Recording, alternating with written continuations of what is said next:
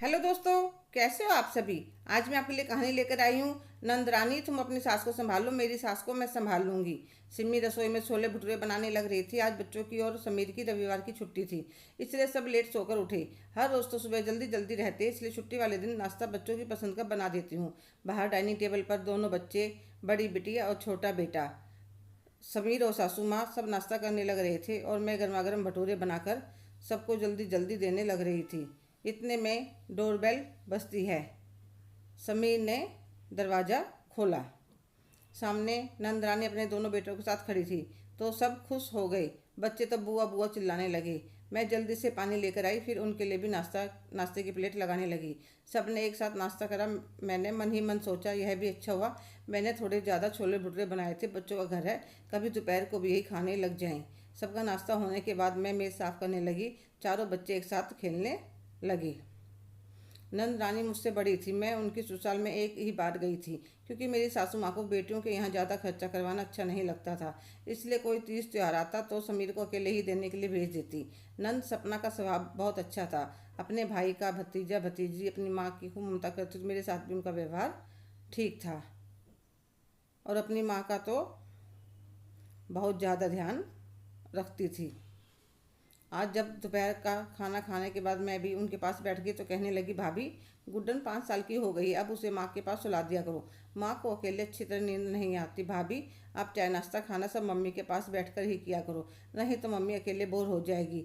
सासू माँ कभी भी कुछ खाने के लिए मना करती तो कहती, मम्मी थोड़ा सा ले लो, नुकसान नहीं करेगा, सारी चीज़ें खानी चाहिए, नहीं तो कमज़ोरी आ जाएगी।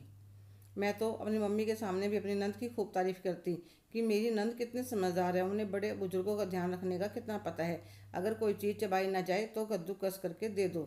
ऐसे ही समय बीत रहा था। सासू माँ के मायके में उनके भतीजे की शादी थी, तो उनके भाई एक हफ्ते पहले ही ले गई।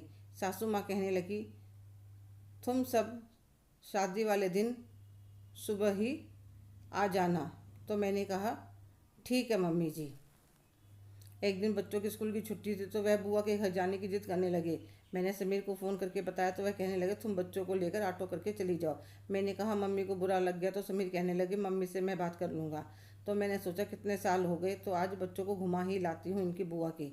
मैंने ऑटो लिया और रास्ते में से एक आम की पेटी ले ली कि खाली हाथ जाना अच्छा नहीं लगेगा।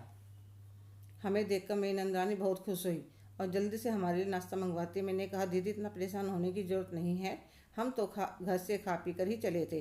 पर वे नहीं मानी। थोड़ी देर में दुकान वाला ढोकला, समोसे, रसगुल्ले, पनीर के पकौड़े घर पर ही दे जाता है। नंदरानी कहने लगी, तुम्हारी नंदोई की दुकान वाले से अच्छी जानकारी है, इसलिए जो चाहिए घर पर पकड़ा जाता है। हम चाय पीने लगे तो मैंने कहा, दीदी मौसी जी नहीं दिख रही। तो वह कहने लगी, हाँ अभी अपनी अपने कमरे में आराम कर रही हैं। भाभी, आप आराम से नाश्ता करो, अगर वह आ गई तो खाने की जिद करेंगी। अब इस उम्र में ज़्यादा खाना या हैवी खाना सेहत के लिए ठीक नहीं होता। मैं उनकी बात सुनकर उनके चेहरे की तरफ देखती रह गई। जो बेटी अपनी माँ को अपने पास बिठाकर प्लेट भर के नाश्ता करवाती है, सासू माँ के लिए कैसे विचार है। इतने में उनकी सासू माँ अपने कमरे से बाहर आ जाती हैं और हमारे पास बैठ जाती है। नंद रानी उन्हें कुछ खाने के लिए नहीं देती। थोड़ी देर बाद वे खुद ही कहती हैं, बहू थोड़ा सा ढोकला देना। तो वह बिल्कुल छोटा सा पीस देती हैं। मैं एक बार कहने वाली, ढोकला तो नरम होता है, थोड़ा सा और दे दीजिए। फिर मैंने सोचा कहीं नंद रानी बुरा ना मान जाए। घंटे बाद नंद रानी हमारे लिए खाना लगा देती है। जो आम लेकर गई थी वह भी काट कर रख देती हैं। तो उनकी सासू माँ कटे हुए आम का एक पीस ले लेती हैं। तो नंद रानी एकदम से उन पर चिल्लाती है, मम्मी जी, आपका अपने ऊपर बिल्कुल भी कंट्रोल नहीं है। अभी तो ढोकला खाया था, अब आम चाहिए। बुढ़ापे में कम खाते हैं, अब मत लेना। और मैं सोच रही थी, इंसान के कितने चेहरे होते हैं। अपनी माँ के लिए कितनी सलाह देकर जाते हो, अपनी सास के साथ कैसा व्यवहार करती है। मुझे उनकी सासू माँ के लिए बहुत बुरा लग रहा था। जब सासू माँ अपने मायके से शादी से आ गई, 2 दिन बाद दोपहर को खाना खाते हुए मैंने उन्हें सारी बातें बता देती हूँ, तो उन्हें बहुत गुस्सा आता है। इस लड़की ने तो मेरा दूध ही लजा दिया। समझी तो यही सोचती होंगी, इसने अपने मायके में यह सब देखा होगा। फिर अपनी बहू से कहने लगी, अब की बात जब वह आए तुम भी मेरे साथ ऐसा ही व्यवहार करना, तब उसे अपनी गलती का एहसास होगा। तो मैं कहने लगी, मम्मी जब मुझसे यह नहीं होगा। तो वह कहने लगी, बहू भटके हुए को रास्ता दिखाना और यह अपने परिवार की इज्जत का सवाल है। बच्चे गलत करते हैं तो उंगलियां उन पर नहीं, घर के संस्कारों पर उठते हैं। तेरी दादी सास कहती थी, जो देखा बाप घर वही बरते आप घर। जो मायके में इंसान देखता है वही ससुराल में करता है। पता नहीं है नालायक ऐसे काम कहाँ से सीखी, पर इसको सही तो करना पड़ेगा। बहुत कहने पर मैं भी मान जाती हूँ। महीना भर बाद मेरी ननद आती है तो मैं उनके लिए नाश्ता लगाती हूँ। तो वह कहती है, भाभी नाश्ता मम्मी के पास रख दो, मैं उनके साथ ही नाश्ता कर लूँगी। तो मैंने कहा, नहीं दीदी, मम्मी जी देखेंगी तो उनका दिल मचलने लगेगा खाने के लिए, आप यहीं नाश्ता कर लीजिए। मैंने नाश्ते में ब्रेड रोल बनाए थे जो मेरी सासू माँ को बहुत पसंद थे। वह मैं सासू माँ को चाय के बहाने उनके कमरे में पहले ही दे आई थी। नंद रानी ब्रेड रोल खाने लगी तो बोली, भाभी बहुत स्वाद बने हैं, एक तो मम्मी को दे ही आती हूँ। तो मैंने उन्हें हाथ पकड़कर वहीं बिठा लेती हूँ। अरे दीदी बैठो ना, मम्मी को बुढ़ापे में यह सब कहाँ हजम होगा। बेचारी ने बड़ी मुश्किल से चाय पी। फिर मैंने खाना बनाया तो उसमें सूजी का हलवा, आलू की सब्जी, पूरी और रायता बनाया। तो पहले सासू माँ के लिए एक प्लेट में थोड़ी सी आलू की सब्जी और 2 फुलके रखकर देकर आने लगती हूँ। तो दीदी कहती है, अरे भाभी ये किसका खाना है? मम्मी जी का। दीदी यह कैसे थाली लगाई है मम्मी की? ना पूरी, ना हलवा, ना रायता। अरे दीदी मम्मी ऐसे ही खाती है। मैं थाली लेकर जैसे ही सासू माँ के पास जाती हूँ, नंदरानी भी मेरे पीछे पीछे आ जाती है।